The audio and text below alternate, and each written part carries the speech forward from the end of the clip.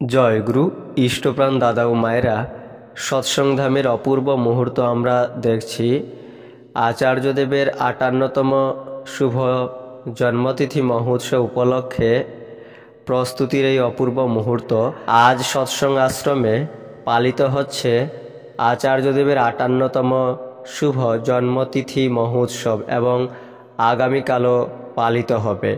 আগামীকাল আচার্যদেবের ৫৮তম শুভ জন্মদিবস। পরম পূজ্যপাদ শ্রী শ্রী আচার্যদেব একবার বলেছেন, আমি তো একটা সুতোও নিয়ে আসিনি, সবই তো অন্যের থেকে আহরণ করা। এই শরীরটাও তো আমার নয়, এটাও ঠাকুরের দেওয়া। তাহলে আমি তাকে দেবটা কি? আমি দিতে পারি কেবল নিজেকে। থিওরি বাদ দিয়ে প্র্যাকটিক্যাল হয় না। থিওরিটা আগে কোনো না কোনোভাবে আমার কাছে আসতেই হবে। মাথা প্রণাম করে না, প্রণাম করে মন।